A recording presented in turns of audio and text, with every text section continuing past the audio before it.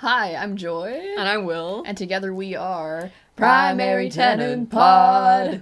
Okay. Well, as you can clearly tell from the upload date, it has been many months. Many since, moons, yeah. Since last we recorded and uploaded.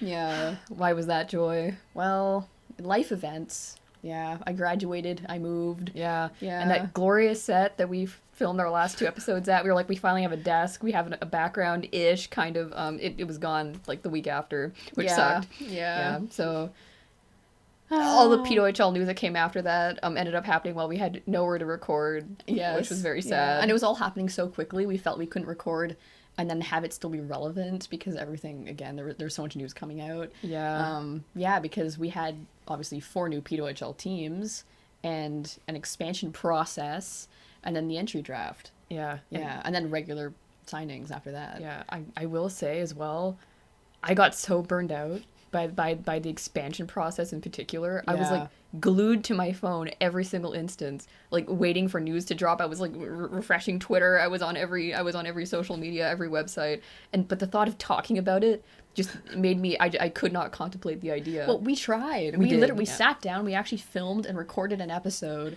and then first background ever. Yeah, and Will was like, "No, we cannot release this." And then I went back and watched it. I was like, "No, we did a terrible job trying to explain the expansion process." Yeah. It was really difficult to try to explain because people who were there trying to follow it know that pretty much everyone was getting details wrong, including, normal, like, smart reporters.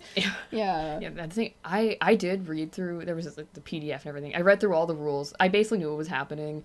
There were some people who didn't. There were a lot of just rampant mistruths flying around around that time, and thinking about it now is making me stressed out again. I know. Because I'm trying to remember the process, and it's like, okay, 4 teams, 6 phases.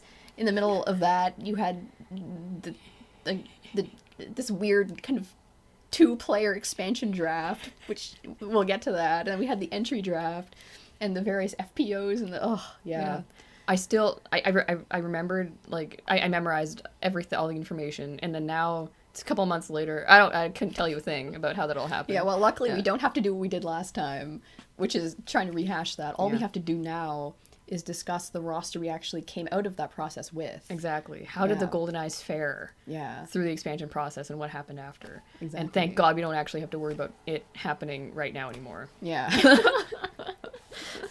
It was such an odd process. I know. It took so long. It was so, like, extended, but each phase itself was so short. Yeah. So it felt like there were a lot of days where we were just, like, bopping around. Will we have goalies at the end of this? Will we have goalies? And then a couple days where, like, everything was happening at once, and then rinse and repeat. It was like stop and start driving, you know? Yeah. So it was super frustrating. And I think it was also kind of hard on the players too.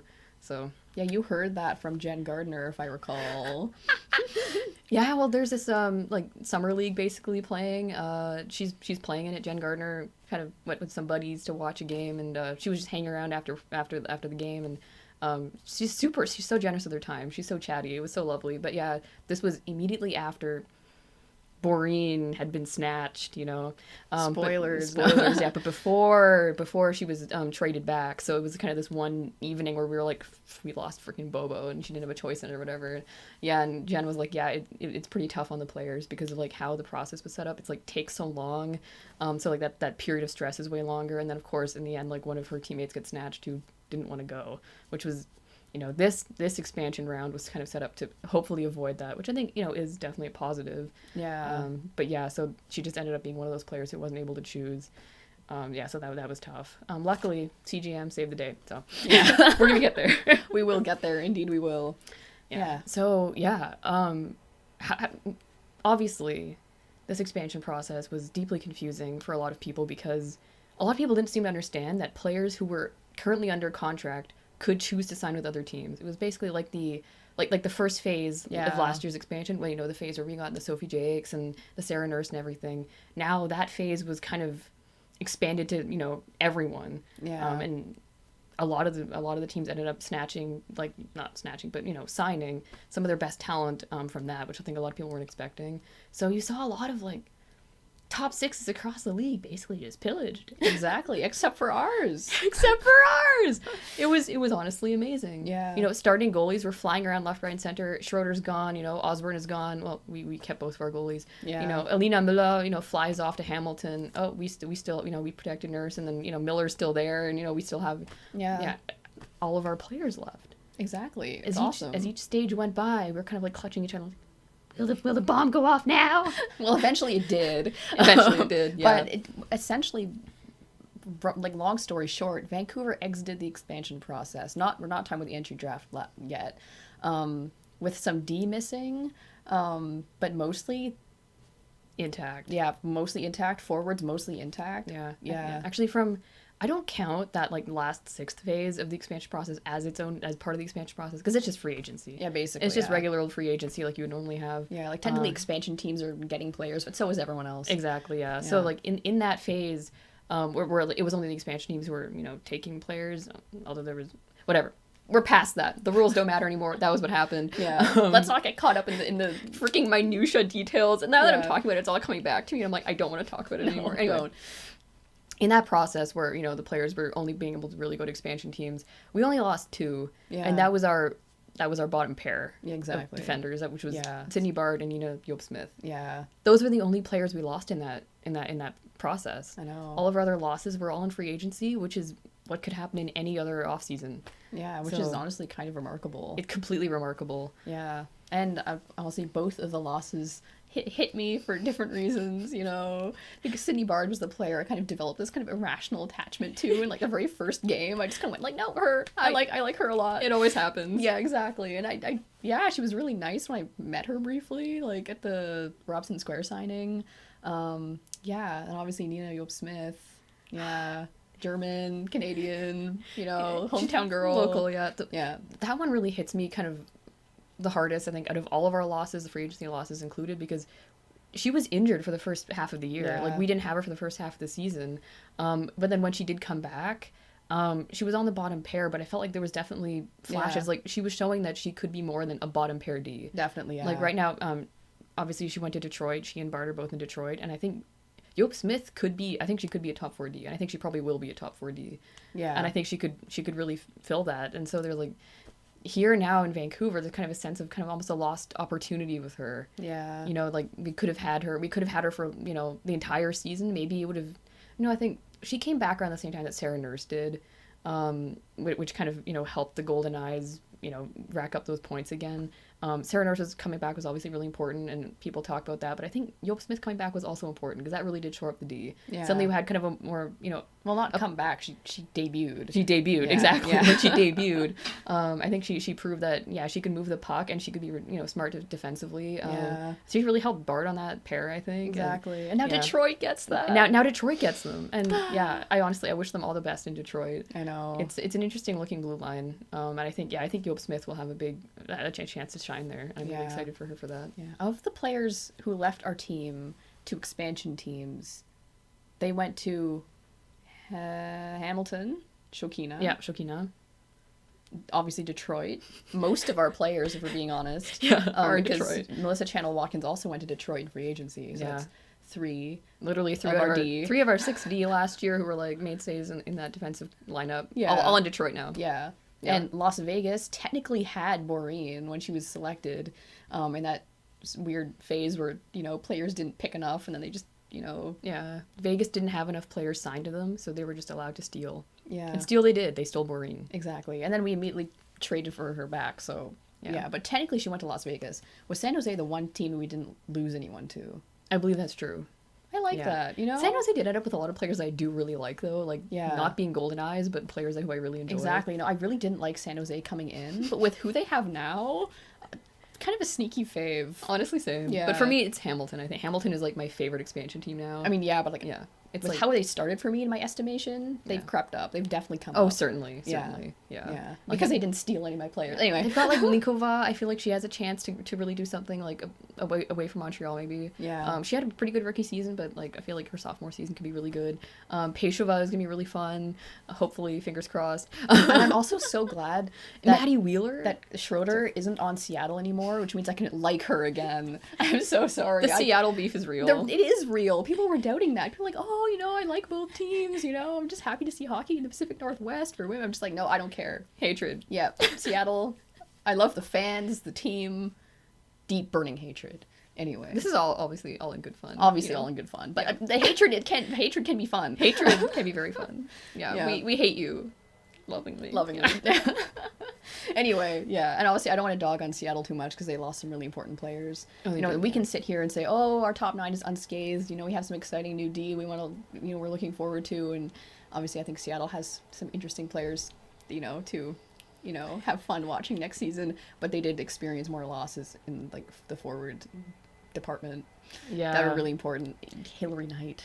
Honestly, I was looking when the losses were happening to all these various teams around the league. I was kind of squinting at them, and people were really kind of freaking out over the players that Seattle was losing. They lost their captain, obviously. They lost Knight, they lost Barnes, they lost Bilka. I mean, yeah, so they lost Schroeder, and they lost a lot of their depth as well. A lot of like the Jada Habish, the Sydney Langseth, that kind of genre. Natalie Snodgrass, they're also all gone. But I was looking at their projected top 6 now. I'm like, they didn't come out too badly. They still have. They have Gosling. They have Serdachny. Yeah, and they have Carpenter. They basically have a pretty solid looking top 6 right now. They lost their first ever draft pick, but so did Vancouver. Yeah. So again, spoiler. So again, I don't want to be too mean to Seattle, but I've seen some rankings where it's like Seattle will be the worst team in the league. I don't think that's true. This is why it's really tough to prognosticate the kind of thing right now, because last year everyone was saying Vancouver was going to be the best team and Seattle was going to dominate and we were going to fight it out for the Walter together, and obviously that didn't end up happening, did it? So right now we might be sitting here thinking, oh, this team looks a little bit weak, this team might have a weaker this core or whatever. We actually don't know what it's going to look like until we start playing. We don't know who's going to have a breakout season or who's going to inexplicably regress. Yeah. Or, I mean, the thing about last year was that a lot of Vancouver players did inexplicably regress, right? To show many of them certainly did do that. Can it happen for a second year straight? I mean, sure. But as CGM said in her media availability after Harvey was drafted down at Granville Island there were a lot of difficult situations like for the Vancouver team and Seattle. Just the things that come with being an expansion team. Yeah. Gardner Morey basically didn't feel like comfortable in how the league actually worked until midway through the season. And now that we're going to season 2, players are familiar with each other, they're familiar with the environment and everything. Big thing is we don't have coaching staff right now, but we still don't have a coach. All the other variables that go into that, and also, it's going to be better this year. We have more teams that are closer to us as well. Hopefully that eases some of that travel. Yeah, hopefully we get to feast on some bad expansion teams. I mean, sorry, but I'm thinking about it, I'm like, maybe we could shoot some pucks past Vegas's defense and goalie here. You never know. Yeah, but okay, we got a little bit sidetracked talking about other teams and our thoughts on the expansion process as a whole. Coming back into focus, we kind of threw a few names out there that we lost. We haven't actually said the list yet. It's like been a teaser this whole time. Okay. So who did we actually lose, inclusive everyone, through either the expansion process or free agency? Okay. So basically, we lost. Will's gonna find the list. The written down on paper list. Yeah. This is how we roll. Mm-hmm. Sydney Bard. Yes. To Detroit, 2-year deal. Melissa Channel-Watkins, to Detroit, 2-year deal.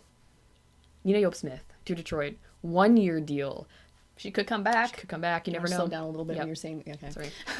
Now, I did also include Brianna Brooks on this list, but it's a little bit different because she was actually released like right at the end of the season from a reserve role. She never actually played any minutes on the ice for Vancouver, but I'm including her on this list anyway because I was actually always also quite fond of her. I know, me too. I always really wanted her to get a game. We were making our first videos or podcast episodes last season, kind of previewing the roster, and both of us were like, Brooks, we like her. Brooks, we really like her. Yeah. I'll always remember that I was really looking forward to her taking face-offs. I remember that was her big thing from college or whatever. She was like a really good face-off taker.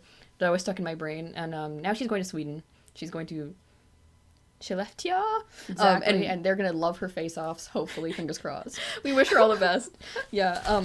We also lost a player who was actually a camp invite ended up making the team. And did also spend a lot of time on reserve, but Darcy Lappin. Yep, to Las Vegas. Yep, to Las Vegas. Oh, I forgot to mention her along with Bobo. 2-year deal. Yeah. So she's also in Las Vegas. Darcy Lappin held it down on the fourth line. She did. As a center at the beginning of the season. It was the direst of times. Nurse was out, and Lappin was there. Lappin was there. Keeping it motoring. Yeah. And she did have some flashes on the fourth line. She had some scoring chances, and I'm really excited to see what she can do. Yeah, same. In a potentially bigger role in Las Vegas. Yeah. All the best. Anna Meixna, we got in that mid-season trade. She is going back to Sweden, where she's going to be playing with Brynäs. Your Swedish is really good, I have to say. I'm trying my best. Yes, and then last, our second Anna Shokina is going to PWHL Hamilton. Yeah, that's exciting, actually. Yeah. I think that she has more to give. I really do. And I think she kind of maybe needs to prove it in more of a top 9, top 6 environment rather than kind of where she was being buried with us kind of also with Ottawa. I believe in that. She can potentially have a much better sophomore season. Oh, she came over. There was a language barrier. She had to move mid-season. Yeah, I think that the distance of the trade also, I think, probably had an impact. Yeah, not easy. But now that she can come in kind of going, okay, this is where I'm going to be. Mm-hmm. And I think she's gonna pop. I hope so. Knock on wood. Yeah. And then also Michelle Carvinen. That also happened recently. That actually hurt me a lot. Yeah. That really did. Because I thought either she would stay with us or she would retire. I didn't see her taking a contract with another team. I don't know why not. I kind of live for it though. Yeah, I'm actually really happy. I think her vibe fits in Montreal. It certainly does. I can't imagine her in another jersey other than Montreal at the moment. Yeah. I can't imagine her on a Boston or something. No, that is a Montreal Victoire. Exactly. You know what? I can't wait to see what kind of themed hats she has. You know how she had the hat with little Goldeneye and the feather? I can't wait to see what kind of Victoire inspired design she has. She's got to find some kind of hat shop and get a custom Victoire logo hat. I know. It's got to happen. It has to. Yeah. Yeah. I think she's also another player where I think the bottom 6 role that she ended up being put into was not the best fit for her game. Mm-hmm. And Montreal has some voids at the moment, in a way. They also have, they're I think they're a strong team. They came out strong. They're a very strong team. Yeah, I feel like their voids are maybe more defense than forward, but I don't know. I just think it's great that she has another contract and that she didn't end up, I guess, ratiring after one tryout year. Exactly. In the PW. I'm really glad that she gets her second shot at Me that. too. Yeah. Yeah. And also, like I said, that's Buglioni from Seattle, their first pick gone, and we lost Carvinen. That's our first ever pick. Yeah. So, hopefully that doesn't happen with this year's selections, but yeah. Anyway, yeah, just so those are the players that we lost. You'll notice that none of those players were from our top 6. Yeah. Or even a little bit of the top 9 forward wise. But yeah, our entire offensive core has remained. Yeah. Which is sick as hell. I know, I'm so happy. Right off the bat, we protected Nurse. Mm-hmm. We had heard a rumor that she was retiring. Oh, we certainly had.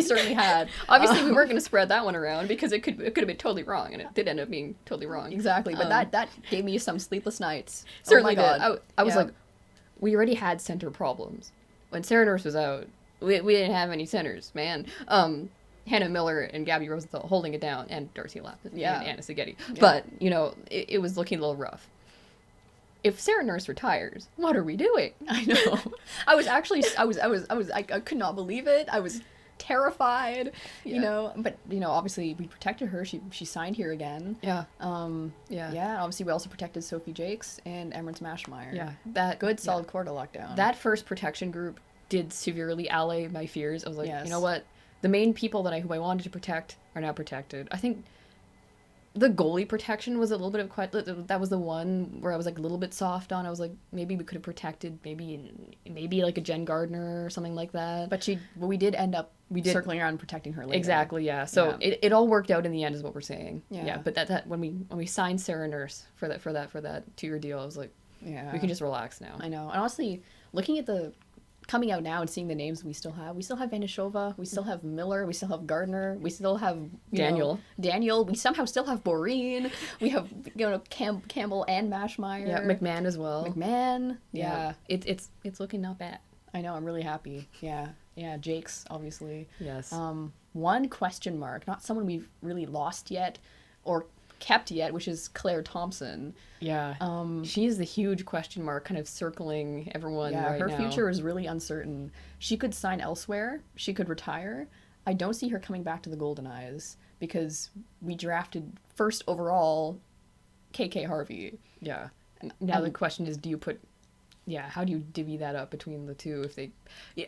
See, my line of thinking is I really want Claire Thompson to come back because then we will indisputably, indisputably, I don't know. Thank you. Whatever the word is, you know what I'm trying to say. We would have the best top four in the entire league, dare I say. Undisputed, yeah. Exactly. If it was like Thompson, Harvey, Thompson or whatever on the left, Jakes, Bell, yeah. What is there to complain about, really? That would be insane. But I think, people lining up Harvey and Jakes, would that require one of them playing on their offside? No. Okay. Jake's right-handed, Harvey left-handed. Okay. Well, okay. Yeah. See, that's the thing. Like, if Thompson, I'm assuming that Thompson isn't coming back because from what I've heard, the situation is about medical school with some like timeline requirements. Yeah. I don't know for sure, but those are the things that I've heard anyway. To me, I've just been assuming all along that she's gone. Yeah, I've assumed she's gone, and that we've kind of upgraded on her with Harvey. Yeah, which feels a little rough to say, but I feel like that is kind of... I mean, you look at everything Harvey has done, the fact that she's been described as generational. Yeah. She ended up being the undisputed first overall pick. You kind of can't argue with that. You can't. Yeah. So, in a way, like, if we are, as you said, like, if we are losing Thompson, I feel good that we have Harvey to replace that void. Yeah. At, one LHD. I think that's pretty cool. Yeah. Yeah. Yeah. Although I would really miss Thompson, I have to say. Oh, she was a ray of light. She certainly was. Yeah. And we were able to get a picture taken with her. That was really cool. She was very nice. Yeah. All of the players have just been absolutely wonderful. I know. Yeah. And Thompson. I was going down a list of our top point scorers. And trying to figure out from all the teams like who lost how many points from the roster or whatever, which is obviously a little bit unfair because you can't grade defense by that metric. Exactly. We mostly lost defense. Exactly. Yeah. But I was like losing Thompson, that's a lot of points off. Yeah. And then my heart just broke a little bit in two. I know. Yeah, but who knows? I've kind of come to terms with it. I've come to terms with the fact that she's probably not coming back, and it was the same for Michelle Carvinen. I was like, she's probably not coming back. And then the fact that she went to Montreal was just a happy surprise. I know. I actually think I would like Thompson, if she's not going back to the Goldeneyes, if she were to keep playing, I would like her on maybe like a Las Vegas. Oh. Yeah. Oh, you were mentioning you were flaming their D a little bit earlier. I look at it and I'm like, they have some good like pieces, they have their Kendall Cooper, they have their Mae Batherson, Megan Carter, but I feel like they're really missing like that. Like an offensive. Exactly. I feel like a Thompson sliding in there would be really good, and then Mae Batherson wouldn't have to be that like top line. Although maybe she's ready for it. But maybe I'm super biased, but I can't imagine giving up your medical career to go play in Las Vegas. Maybe she just loves the desert. Maybe she loves the desert. I love the desert too. I'm not going to start slandering the desert. But it seems like players weren't falling over themselves to sign there is what I meant. Yeah, they had the hardest time signing players, as we said. That's why they snatched Bobo. Yeah. But they then proceeded to absolutely cook in the draft. They got a lot of draft picks for those kind of like deals that ended up being made. So cannot fault the GM at all for that whatsoever. No. Even though, she may not have been going into it thinking, I'm going to take players or draft picks, is how it ended up falling out. And I think they did a really good job with those picks that they made. For what the roster was. Anyway, I like that analysis. My Las Vegas thoughts and feelings. They were one of the expansion teams where I'm like, I don't ever really think about them that much, and then I realize I have so much in my brain about what they're doing and everything. Yeah. But also, I like their color scheme. I've heard hate on their color scheme. I think that shade of green is gorgeous, and not really competing with Boston or Seattle. And I've heard people complain about that. Those are totally different greens. Completely different greens. Totally different green. Cannot if you're gonna do another greenish color in the PWHL, make it that green. I'm happy with it. And then slap a yellow on there, and then suddenly you're the Owen Sound Attack. Oh, I said nothing. Anyway, sorry. We're not talking about the OHL, or is it the North Bay Battalion? It's the Battalion. Sorry, it's Battalion. I always mix those teams up. Okay. No, the Battalion with the green and the... Anyway, not important. My beef with okay, we don't need to... Yeah, anyway. We hate North Bay. We do. Sorry to any North Bay listeners out there if you exist. Okay. Anyway, we got, again, super sidetracked. Sorry, but we were talking about our losses here? Yes. Okay, and then we started segueing into the people we got in the draft. Yeah, We talked about exactly. KK. The entry draft. So yeah, this is something we never actually got to talk about on the podcast. Last time we talked about this, the season hadn't ended yet, Yeah, and we were gunning for gold plan points. We were 2 games away from the end of the season, and we Yeah. were kind of thinking, we have a chance. I know. We're in it with a good chance, but it might not happen, and who knows? And Seattle has a better chance of doing it. Vancouver, we won our last 2 games. We ended up on a 4-game winning streak. And Seattle kind of ended up bombing at the end there. They tried, actually. Yeah. They did try, but... They had that great win over Minnesota. Yeah, Montreal won in that shootout, that pivotal shootout, after we had secured our last gold plan point. Yeah. Thereby making it such that we won first overall. Exactly. Yeah. Lena Youngblom, you will never have to pay for a drink in Vancouver again. Exactly. I will be there with my card. I think it was Lachlan Irvine who said this on Twitter at the time, Yeah. and I was like, retweet, post everywhere. It's true. Yeah. Yeah. I rewatch that specific shootout so often, I must say. That's so cold. Wow. Well, it was a great moment for me. I know. You know, because That's true. Yeah, we were watching with like a group of friends At a casino. and after our home game, we went to the local casino racetrack bar to watch the Seattle Victoria game. We left before overtime, so we were stressed as hell in a car. And then right before I'm like dropped off, I realized that Montreal has won in the shootout, and I'm like, Montreal won! We have KK! And then I had to get on the SkyTrain. Yeah, and we were jazzed. We were so happy. It was the happiest I think I've ever been. I know. In that moment. At the time, we didn't know for sure we had KK. That's very important. We knew we had first overall. We were stressed as hell that they would choose anyone but KK. They were like, CGM, please. Please, CGM. There was so much fan base anxiety. Yeah. That, like, Abby Murphy would be picked. Not that I think she would have been a terrible choice hockey-wise. No. But I think, basically, what was going on in my brain was Caroline Harvey is the undisputed #1 pick. Yeah. Everyone is saying Caroline Harvey's going first overall. My stressed brain was like, what if we don't do it? What if CGM picks someone else? What if we have what I call a Vancouver moment? A Vancouver moment. And then we have to come on the podcast and try to justify and explain it. Yeah. I was like, I don't want to have to talk about this. No. People are going to be clowning on the team. Yeah. And we're going to have to be like, why I think passing up on Caroline Harvey was right. No. I mean, I wouldn't have been dinged. I would have been saying that was a terrible idea. Exactly. Yeah. We could have been playing devil's advocate with each other, but I was like, I don't want to do that. No. I don't want to have to deal with that. Luckily, she put us out of our misery immediately. And thank you, CGM. We I think we made the right choice, as well, not we weren't making the choices. We were not in the room. Can you imagine? Just like actually, we're the masterminds. We're the masterminds. We had everything. Yeah, that's right. But there was a little like earpiece going here, and I was like, hey, Kara, no, none of that. But No. we're very happy that the team picked KK. I don't think there's any way you could have chosen anyone but her. Yeah. Again, with the you can look up the accolades. We don't have time to list them all. They are many and extensive and highly impressive. Exactly. Bars. Yes. Yeah. Yeah. And obviously Abby Murphy went second to Seattle. Sorry for the rustling over here. More papers are being pulled out. There we go. Yeah. They're being shuffled. Yep. Yeah. Who went third? Tessa Janicki. Yeah. To Vegas. That was an interesting trade, the Hillary Knight situation. Can I just say right now that I think the tampering allegations are mostly bull, but I think a lot of it was, the process was, again, as we said, highly confusing. Yeah. I don't think it was well designed in some parts. I think the EFO should have been a separate phase from some of the other signings, because I think that's kind of how that mix-up happened. Anyway, just my 2 cents. I don't know anything. It's actually so funny. It's so far away now that I completely forgot it even happened. That people were hurling like tampering allegations because Hillary Knight didn't go to one expansion team over another expansion team. Yeah, it was all highly confusing, really. But at the end of the day, I think that Vegas actually came out the better for it, because they were able to nab that. They also, the draft order was also a thing that caused huge controversy. I forgot about that too, Yeah, because the other 2 entrants in the gold plan, even though they didn't secure points, well, they finished later. They didn't really have time. New York, Toronto. The opportunity. New York and Toronto ended up drafting after the expansion teams. Not how I would have done it. Not how I would have done it, certainly. But that's what they ended up deciding to do, and I can see the justification in that they didn't accumulate points, and therefore, they weren't really in the running. But I think it really put Toronto especially in a terrible spot, because they had no offense last year. They lost most of what offense they did have when Watts moved on. They lost 56% of their scoring. Exactly. Over half their scoring was gone, and they had to draft, 7th Or Eighth. eighth. Oh God. They actually got really lucky with how the draft ended up turning out for them. They did get a really great player, I think. Yeah. They got a really good offensive scorer, which they really, really need. Yeah, but on the face of it, nasty work. Oh my God. The outrage, the screaming, the crying. Like, of course, Vancouver's sitting pretty on the top, right? Yeah. Like, we get to pick up the crop, you know, we're happy.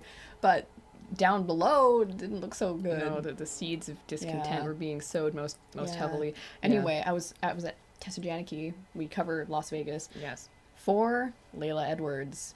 I did not think she would go fourth. Remember, we were hoping we would get her because we thought we're not going to win the gold plan, but I hope we get Layla Edwards if we don't get KK. Yeah, if we end up being second. Yeah, and that's what I was saying about why San Jose has kind of become a sneaky fave, because I got quite attached to her. I was like, if we don't get KK, we can get Layla. And San Jose, they have Layla. So, yeah.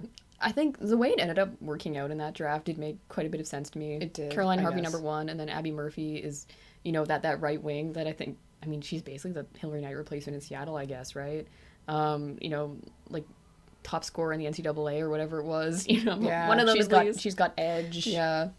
She. I mean, watching her in the Olympics, it's like personally, I don't like Abby Murphy. I don't like watching her play. She annoys me. She's never been on a team that I've rooted for, and that will continue to be the case. Yeah. I will just hate watching her play forever. But that's because she's so good. Yeah. You know, like this isn't because it's because she's so dangedly good on every team she's on that I'm not rooting for. Seattle made the right choice there, I do think, for what their team ended up looking like. Vegas needed this center. Yeah, and they got one. Yeah, because at the time, their number 1 seed looked like it was going to be Haley Skamura. No hate on Haley Skamura. Oh, that hat trick. Anyway. Yeah. She did do a number on Vancouver that one time. She did, yep. She terrified us. Yeah, but, I mean, Tessa Janicki, I think it made total sense for them. And then San Jose is like, we have the steal of the draft. We just had Layla Edwards fall into our lap. Yeah. You know, like Troy Ryan. Up to the, yeah, exactly. Sprinting. He didn't actually sprint. That would have been funny. That would have been hilarious. Anyway. Yeah. Yeah. It was actually a really entertaining draft to watch. Yeah. The way that it all ended up unfolding, I really enjoyed. Yeah. And then New York and Toronto made their picks. No, Detroit. No, they didn't. Detroit didn't pick because they traded that pick. Who didn't they? picked 5th? I could not. It was also Las Vegas, I think. Was it? Oh, that's right. Yep. Because they got Lacey Eden. They got Lacey Eden. That's right. That's right. That's what you were talking about. Las Vegas had those. Yeah, they collected. Yeah, they had great. Yeah. The original draft slot was 5th. And they also got 3rd in the trade, and then and then they also got 13th off of us. Yeah. And I think was it 41st, 47th, something like that. Yeah. Crazy work. Hats off. Dominique Didia. Yeah, exactly. We'll see how it all turns out, but the young offensive core is looking so good. Yeah. I like how we just keep going off to talk about the other teams because, of course, we're a Goldeneyes podcast, but the Goldeneyes exist in a league. There is a context. Exactly. And every other decision that the teams make affect, obviously, how our team ends up being constructed. Exactly. And, you know, who you have to compete against and what that's going to look like. Yeah. And, and then some of these later picks are a bit of a blur in the first round. We can just talk about our picks. Toronto ended up with Kirsten Sims. That's what we were talking about, yeah. That was cool. Yeah. But I was really glad they got her because Toronto was looking sad. Anyway. We can just go back to talk about our picks now. Okay. After KK Harvey. Wait, can we go back a little bit? Okay. Remember the Bobo trade where he traded 13th pick? Yes. They picked Izzy Wonder. I really wanted Izzy Wonder. And everyone around me at that watch party, my friends, we were like, we want Izzy Wonder. And then we watched the 13th pick happen. We're like, if they freaking pick Izzy Wonder here, guess what they did? They picked Izzy Wonder? They picked Izzy Wonder, yeah. Yeah. And that was like, I die, Horatio, or whatever it is. Yeah, I don't know what I was doing there. Anyway. Suddenly Vancouver is Hamlet? Okay. It sucked. I hope she does very interesting things, not against Vancouver, though. Yeah. It's like the Dylan Gunther trade, or the pick that became Dylan Gunther that the Canucks made, where after that, it's just whenever he does something, I'm like, I know, he could have been doing that for us. Could have been for us, but who knows? There's no guarantee that we would have made that pick anyway. Exactly. I do think it might have happened. I know that CGM said that she thought that, I mean, Izzy Wonder was at Princeton, Tiger, whatever they're called. Was she? I think she was. Yeah. Anyway, CGM recruited her and coached her.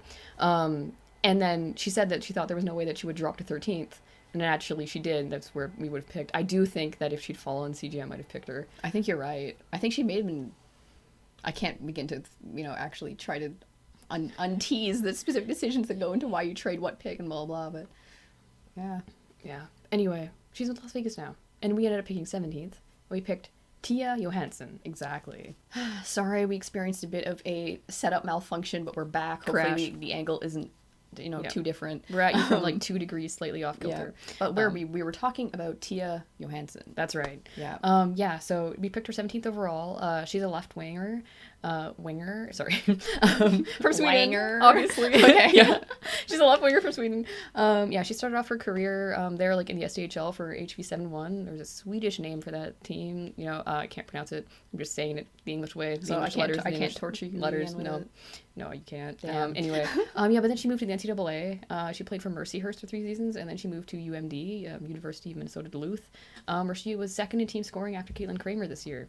But the thing that really kind of boosted her, I think, this year, like in her draft season, was the Olympics, because she played on a really high-scoring line, and she ended up being tied with her 2 line mates with 7 points in 7 games during that Olympics, which was the highest on the team, and she also ended up with the most goals. And I think CGM mentioned that was kind of, she did a media avail, and she mentioned that was like where she watched her. She's like, really liked her at the Olympics. So that was her big breakout moment. CGM describes her this way, quote unquote, quote, she's got speed, she's got grit, she doesn't mind mucking it up, but she can also score goals. And CGM also really liked that she's a very versatile player. She can go anywhere in the lineup. So that means she's got like this physicality, and she can also like contribute offensively as well. And Tia Johansson describes herself as a player who can get to the inside. Yay! Big yippee! Because I feel like one of the issues the Goldeneyes kind of had last year is kind of the getting to the net area. Yeah, we were kind of pushed away a lot from that area. Exactly, yeah. Kept to the perimeter quite a bit. So I really like the idea of a player who can just power forward her way in there. Exactly. I'm really excited for Tia Johansson. I know, me too. I found out, I went to the Olympics website last night in preparation. If you make an account, you can apparently just rewatch full games from the Olympics. Oh, fun. So I'm just planning to do that. I'm going to rewatch their semifinal win over Czechia and see what happens there. I'm really looking forward to it. It's how I've been getting through the off season. It's just rewatching old games that I didn't really watch at the time. Well, I recently discovered all the games on CBC Gem that are still up. Yeah. So I started rewatching those. Yeah. It's how we're making it through these long, torturous, hot months. Just think, it's only so long until the World Championships. And then the season starts. Oh, obviously the SDHL starts earlier. It starts in early September. It starts the day after our birthday. Which Really? Is really cool. Yeah, That's a great birthday present. Little belated birthday present. Exactly. Yeah, and speaking of the SDHL, actually, Tia Johansson currently has a contract with HV71. It's a 2-year contract. I believe that obviously she must have an out clause because she was drafted and everything. And declared. Yeah, declared. But the way it looks right now, it looks like she should be playing the season to start off with the HV71 in the SDHL, and then will be coming here to Vancouver for training camp, and then hopefully I expect she'll make the team. But yeah, so it looks like we'll be able to watch some Tia Johansson hockey before the PWHL season starts, hopefully in September, which is, I'm really looking forward to that. It's so crazy how the leagues just are so misaligned in their start time. It honestly drives me crazy. Yeah. The idea of the PWHL waiting till December, probably with, training camps being as long as they are. Ouch. I mean, I think they're too short, but... Yeah, I understand. World's middle of November, and it's like the season probably won't start until December. Yeah. Drives me crazy. But we get to have Tia Johansson hockey before then, probably, most likely. So for 2 months, at least, and then World Championships, yeah. Exactly, yeah. Yeah. I'm really looking forward to it. Should be fun. HV71 was not one of the teams I had my eye on to follow that closely, but now I'm like, there's a Goldeneye, so I have to. Yeah. I'm gonna get invested. I like that thinking. Yeah. Yeah. That's Tia. And now the next player that we drafted, 25th overall in the 3rd round, was Jules Constantinople. Exactly. Do you want to tell us about her? Well, I don't really have that many notes on her.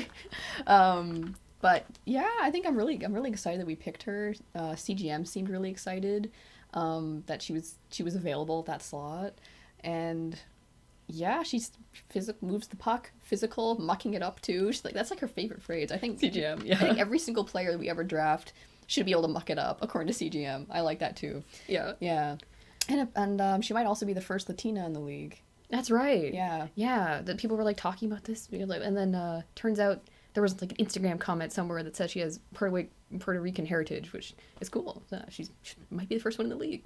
Yeah. That's really cool. As for where she might slot in the lineup, well, we lost a lot of D. I think it just put her in exactly. Yeah, left. We basically, assuming we lose Thompson, we've lost our entire left side. Also, assuming Samiskevich doesn't come back as a D, she might be a forward. If she comes back as D, then we have a left-handed D. But it's looking very rookie heavy at the moment, and Jules Constantinople looks to be probably our Melissa Channel Watkins replacement. I like that. Yeah. Yeah. I already just like her. It's just she's like just has a good like solid presence, you know? Yeah. Yeah. She was also the top scoring D at Northeastern last year, which is where she came from. Yeah, so she might be able to help out on the point side as well, which would be great. Yay, please. I don't think we're gonna have really any deficiencies in D scoring. Exactly. I mean, knock on wood, hopefully. But you know, the potential is there, which I Yeah. like. Yeah. Yeah, I gotta say, I've never seen her play a game, which saddens me. But this will be another one of my missions over the summer. Yeah. You know, is actually try to watch the prospects that we have play a game somewhere in the dusty annals of the internet. That actually is one thing. I feel like we didn't get enough highlights of the players as they were being drafted. I didn't really, you know, like the social media side. I feel like there weren't really that many like. Yeah, on the broadcast itself, they did play. They played the highlights. But They if had a you weren't highlight able to reel. watch Yeah. that, then if you're just like, oh, who did my team draft, and you go to their social media, you can't really get a sense for that really. The thing that really bugged me, and people did complain about this, was the videos they filmed of each draft prospect. Like, you know, oh, Hamilton just Like drafted crimping. Nelly Lightning, and yeah, and it's like they're walking toward the camera, and then they're doing their mascara, or they're like putting on blush. And it's like, Yeah. why are we doing this and not like a little highlight reel? I Why is it know. about the makeup? I didn't like that very Yeah, much. it's like it's not a fashion show. I'm sorry, they're hockey players. Yeah. Yeah. It was kind of, to me, it felt like it was leaning to that. They're girls. Boss babe. Yeah, they're hockey players, but they're also like feminine. Exactly. A little bit too much. I was like, that doesn't need to be the first thing that you see about them Yeah. in the video after they get drafted. There can be a clip of them shooting the puck, you know? Yeah, like please, why not? Yeah, You know, or that- like a yeah. great shot block or something. You know. Exactly. Yeah. I don't Yeah. know if they were still doing that by the time the third round rolled around, but I would have liked to have seen that be a little bit different. Anyway. Yeah. So anyway, I'm really excited to see how she plays. Exactly. Yeah, I feel like she will be probably she's gonna be playing a top 4 role. I'm pretty sure, and it's gonna be Yeah. interesting to see how that works out. Yeah. And yep, says here she's 5'5". I thought she was taller. I feel like she just kind of has that presence. I don't know. Anyway, yeah, I'm really Melissa Chandler Watkins is also not that tall. She fits right into the physical profile of Melissa Chandler Watkins. Well, that could be completely different when the season starts. Exactly. I don't want to box her in. I'm sorry. No, okay. So we're still going in order. Again, these are like, you know, these are some picks I'm really excited about. Then kind of an off the board pick because when we drafted again, In the next round. exactly, Or the 4th round. Yeah, we drafted a goalie who I'd never heard of in my life. Yeah. Well, I actually had heard about her, but only in a not to sound mean, but in a slightly memey way. I can't like. I'd heard about her, but in like, I don't know, like. I was just quite confused. I think we were both quite confused. How had you heard about her? People were watching like the NCAA, and I was like vaguely aware that they were like Katie Desa goalie. I honestly could not tell you more than that. So Okay. I don't want to be mean. Like you I knew don't- her yeah. name, but like nothing about her as a player. Exactly. Okay. Yeah, I knew that she was a goalie, and that was basically Yeah, it. yeah. So we drafted a goalie, and apparently CGM just said she was drafted to develop the young goalie situation. Yeah. Hopefully we develop the young goalie situation. In the media availability, CGM did not devote many words to Katie Desa, other than basically what Joy just said for Yeah. developing the young goalie situation. Yeah, and we Yeah. assume that she's going to be the third goalie this year because of You'd course think. we kept Campbell and Mashmeyer. Yeah. And yeah, Newell- Newell probably isn't going to come back. Yeah, she I had mean- really great goalie pads. Just shout out Newell's goalie pads. I'm going to be sad to see them go. They were generally the best. The eyes right on the pads, like the Yeah. shape of the logo, it was so crisp. Yeah. But Newell, she has her own career. Like Newell has a career. She works in like some kind of economics thing. Seems pretty important. If she goes back to that, then that would probably make sense to me. Yeah, It was really cool to have another hometown player though in Kim Newell. But it kind of makes sense, I guess, if Katie Desa is going to be our new third goalie. I know. If they decided that they need a young goalie, well, they have a young goalie. Yeah. I know at around this point, I was sitting with my friends and there was some muttering about like asset management or something, or like, did we maximize the value, stuff like that. And I was like, okay. They were just talking about like, was there value left on the board with this pick? And like the thing that actually did really sting was that right before we drafted Katie Desa, or was it right after? Grace Elliott went to the Seattle Torrent. Yeah. Yeah. No, that really did hurt. Like that hurt like being stung by an entire hive of bees. Yep. At the time, it certainly did. I've since come to completely accept it. Mm-hmm. We've also been able to see her play at FESL, which is the summer league that's going on in Surrey. And we've been watching her tear it up in U Sports for a few years now. Many years, and I'm just really happy that she gets a chance. Yeah. It's hard to get drafted out of U Sports. Yeah. We don't. She's the highest drafted U Sports player, I believe. Yeah. So I'm just really happy for her that she got a chance at all. The fact that it came so close to our pick was a little bit of like, oh, but at this point I'm over it. I know. Yeah, and Brian, you can't hurt us with that anymore. I'm sorry. No, I'm just excited that she gets the chance. Exactly. And I'm happy that she's probably going to be the tallest player in the league. She's 6'2", in case we haven't said that enough. That's right, Grace Elliott, that is. Yeah. Yeah. Yeah. Not, who else would I have been talking about? Potentially the drafted player who belongs to Goldeneyes. No, we were definitely talking about... Katie Desa is not 6'2". No, that would have been... I mean, she was a goalie. She was 6'2". That would have been great. No, Grace Elliott is 6'2". Yeah. Yeah. Yeah. We wish you all the best. We watched you for a long time at UBC, and it was a great time. Yeah. Okay. I think we've now devoted almost as much time talking about Grace Elliott as we. I'm gonna keep talking about Grace Elliott. Yeah. You know at UBC, the Thunderbirds rink, where they have those big, enormous like posters up, like they're not posters, they're banners. Yes.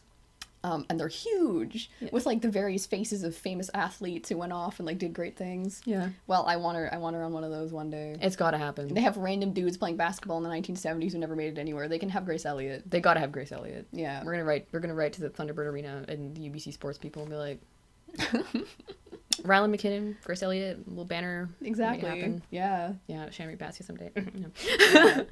Yeah. I mean, now that I mean, for you sports, that's a number of professional, yeah, they're professional. That's great. It doesn't happen that much. Exactly. Yeah, I think that's rather noteworthy. Yeah, and yeah, all of UBC is proud of you, Grace. Yeah. It's honestly really cool. Yeah. Yes.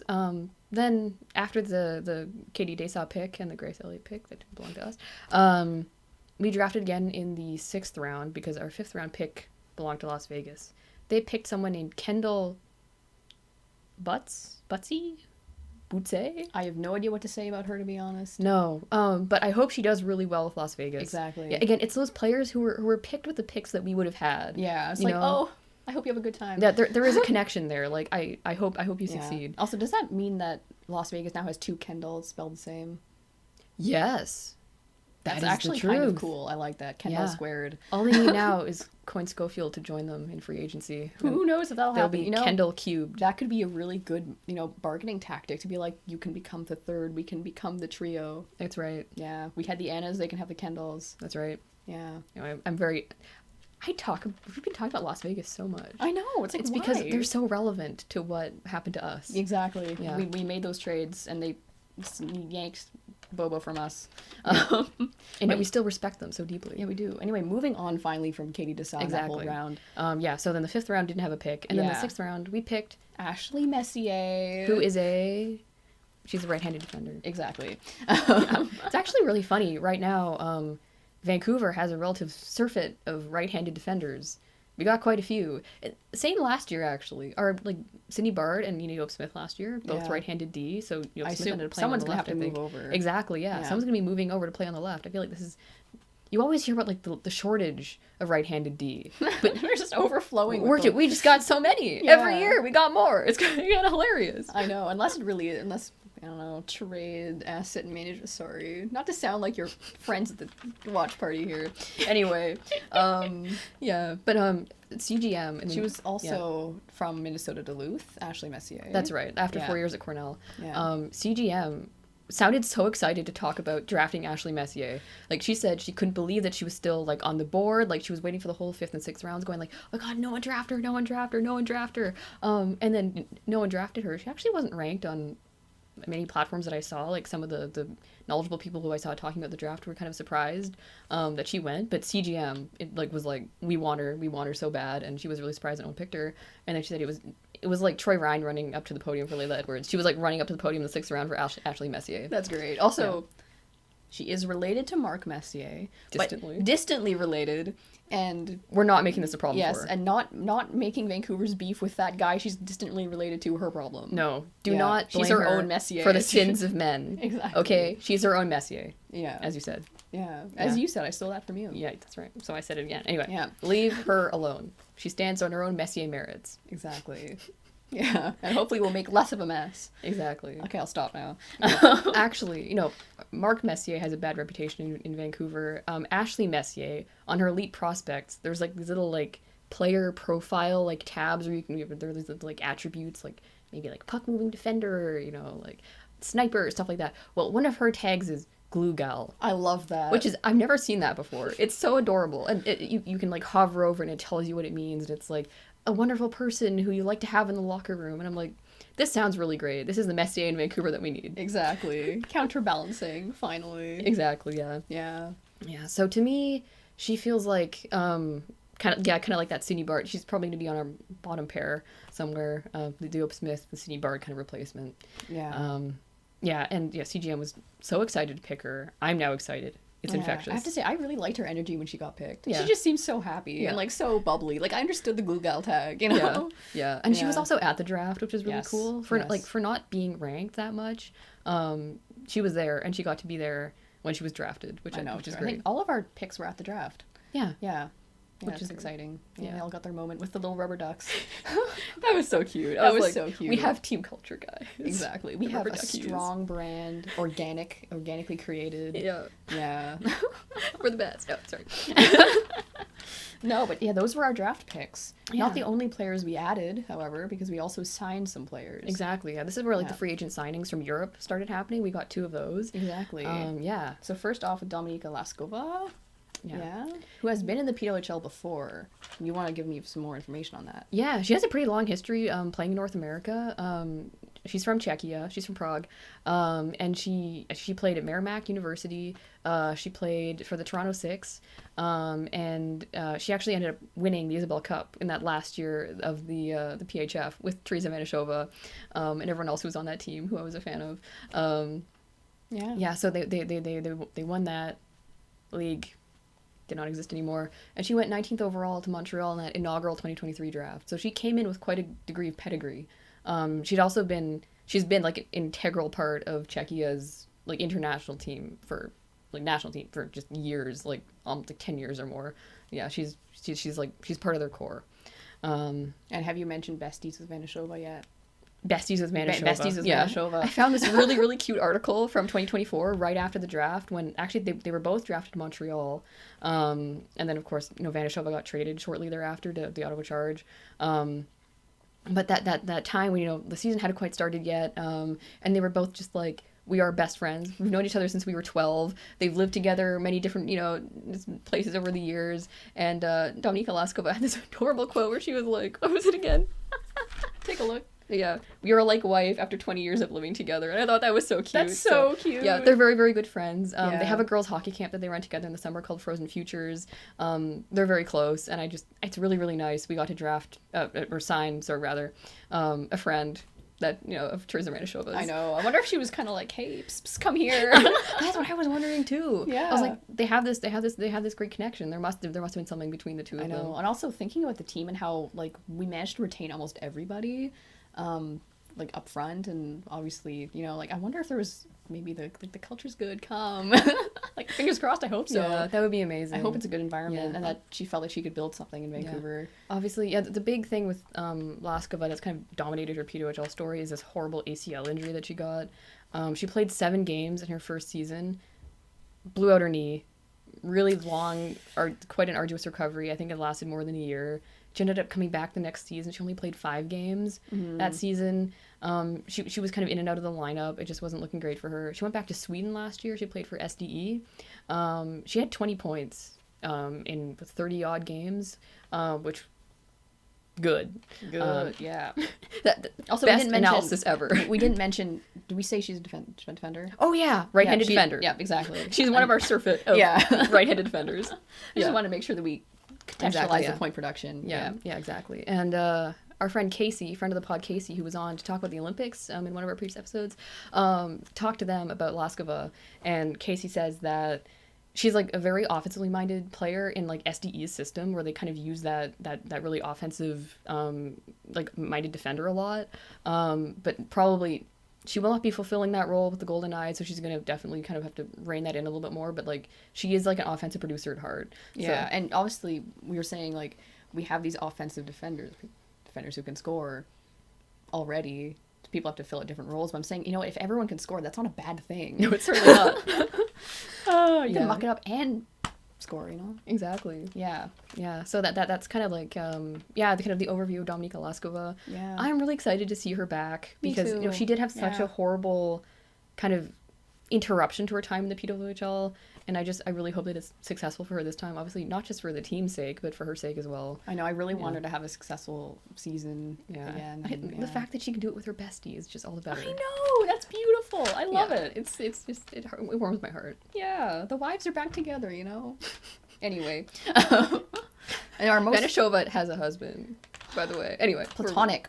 I mean, platonic and figurative. Not a platonic husband. No, wife. Yeah. Okay. You understand? Okay. I think the most recent player Vancouver has signed is Laura Fuoco. I think it's Fuoco. Yeah. I was watching some the crusty, dusty highlights that I could find of her on the internet. It was her junior year or whatever in Dartmouth or whatever. The guy is like Fuoco. So is it Fuoco? I don't speak Italian. We could just you do one and I do one and hopefully it comes out in the wash. Yeah. Fuoco. Okay. Anyway, yeah, she's from Mississauga. She's about our age. She's 23. Yeah. What's actually scary is that Katie Desa is younger than us. Yeah, I don't like that. No. Anyway, moving on. Back to Laura. Yeah, and we should probably talk about her hockey first and her history, but she has great hair. Oh, she does. She has amazing hair. The aura that the hair brings is so powerful. Just in terms of aura, I'm so glad we signed her. Long, thick, curly, and she wears it loose under her helmet, just flows around behind her. Yeah, I think anyone will just be like, whoa. It's fabulous. Anyway, yeah. She played 4 years at Dartmouth, a school which was really bad. Yeah. Terrible, terrible school. But she was the best of them all, basically. She was usually like in the top of scoring on this really bad team, 16 points a year, kind of the sitch. If you have no help, if you're the only one doing anything, then what are you supposed to do? Exactly, yeah. She was the best on a really bad team, more or less. She spent last year in Switzerland in the Post-Finance Hockey League. I never know how to abbreviate this, the SWHL, the Post-Finance. Anyway, she played for EV Zug, EVZ? Don't know how to pronounce it. Swiss German mystery to me. Anyway, something like that. On Elite Prospects, it says that she only played 4 games, but she had 4 points in those 4 games, which to me is a positive sign. Yes. And obviously... And to be fair to say, she's a forward. Left wing center. Yes. Yeah, and according to Casey, she has played center, but it's like not her strongest suit, and she's not that great at face-offs. She's better suited for the wing. Okay, that does make sense. Yeah. And probably just like a depth. Yeah, she's going to be a depth. She's probably depth, depth, maybe reserve. Yeah. But another thing we completely forgot to mention about Laura Fuoco, she's 5'11". Oh yeah, I forgot about that. Everyone's saying Julia Gosling, the giantess. Well, thank you. We have our own. Exactly. Not saying that she's Julia Gosling. She's not Julia Gosling, but she is tall. Yeah. I'm really happy about that.